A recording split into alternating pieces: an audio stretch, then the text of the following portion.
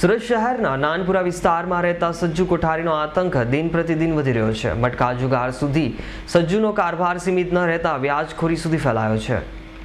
નાનપુરાની મારુ ગલીમાં મટકા જુગારનું સામ્રાજ્ય ચલાવતા સજ્જુ કોઠારી નવસારીમાં એક વ્યક્તિને 15 લાખ રૂપિયા વ્યાજે આપ્યા હતા, જેની પાસેથી ટુકડે ટુકડા 8 ગાડી, 50 લાખના દાગીના સહિત રૂપિયા 3 કરોડથી વધુની સંપત્તિ પડાવી લીધી હતી.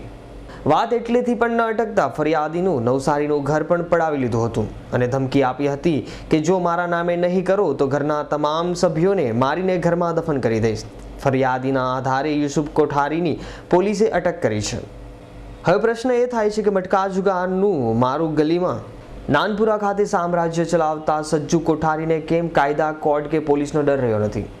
આખરે સૌને ઘોડીને કેમ પી જાય છે તે સમજી શકાતું નથી. અઠવા પોલીસ સ્ટેશનમાં ગઈ તારીખ 7/4/2016ના રોજ ફરિયાદી સંજય બાગલેએ ફરિયાદ લખાવેલી કે આ કામનો આરોપી સજ્જુ કોઠારી ફરિયાદીને જમીન લે વેચનો ધંધો હોય અને ધંધામાં રૂપિયાની જરૂર પડતા આરોપી સજ્જુ કોઠારી પાસેથી 15 લાખ રૂપિયા વ્યાજે લીધેલા અને ત્યારબાદ આ સજ્જુ કોઠારીએ આ ફરિયાદી પાસેથી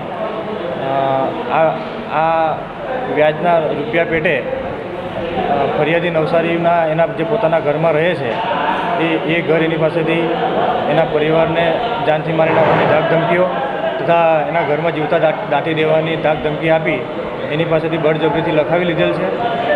અને ત્યારબાદ એની પાસેથી આજ દિન સુધી કુલ 8 4 ગાડીઓ, 50 લાખ રૂપિયાના સોનાના દાગીના, એમ કુલ 3 કરોડ રૂપિયા એની પાસેથી બળજબરીથી પડાવી લીધા છે.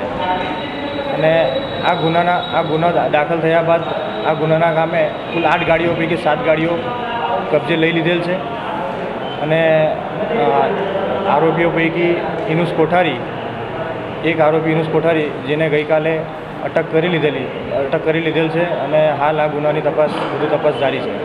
Bureau report S9 news, Surat.